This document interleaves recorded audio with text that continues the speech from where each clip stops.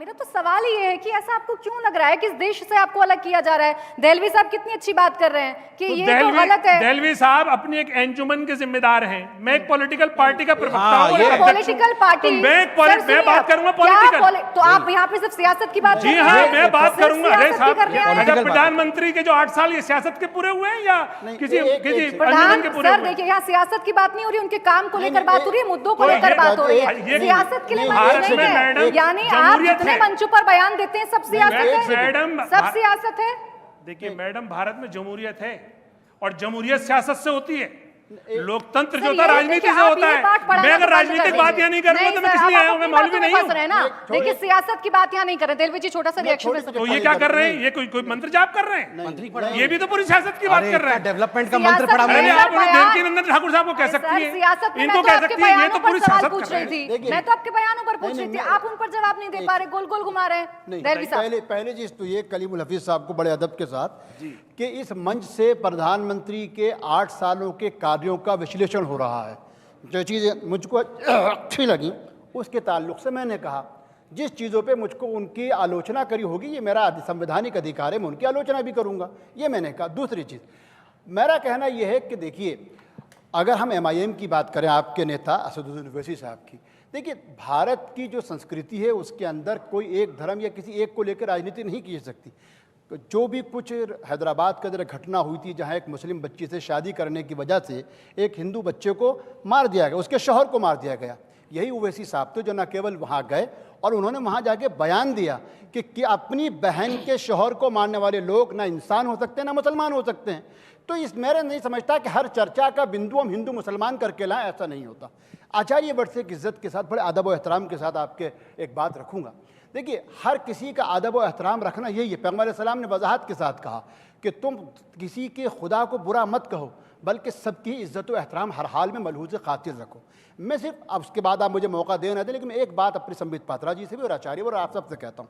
मेरा कहना यह है, इंटरनेट का ज़माना है, मैं तो बिल्कुल इतिहास का एक छोटा सा जिसे कहते हैं एक शागिर्द समझ लीजिए, एक तालिब इल्म हूँ।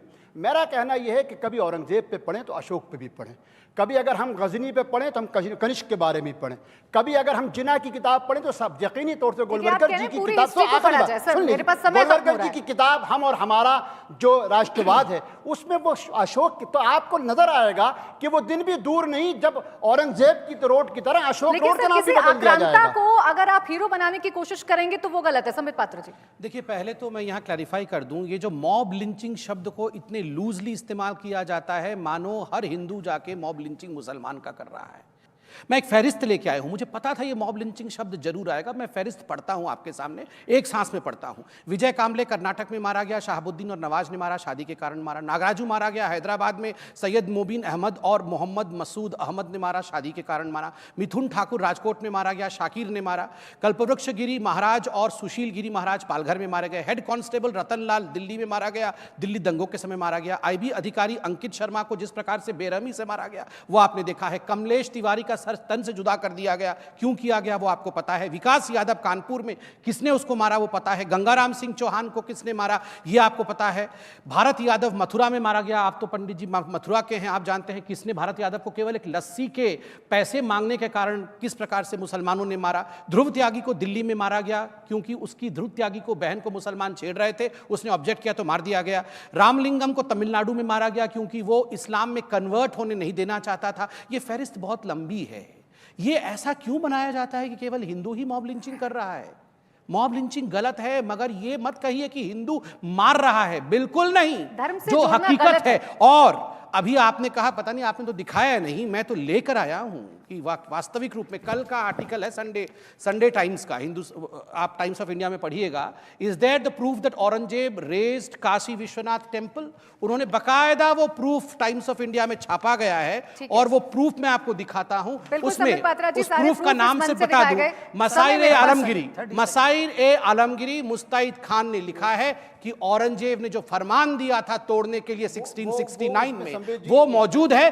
टाइम्स ऑफ इंडिया को पढ़ लीजिए, आप मुझे मत मानिए, पढ़ लीजिए। इंडिया टीवी हर वक्त हर जगह डाउनलोड करने के लिए सर्च करें India TV news Google play store या ऐप स्टोर पर।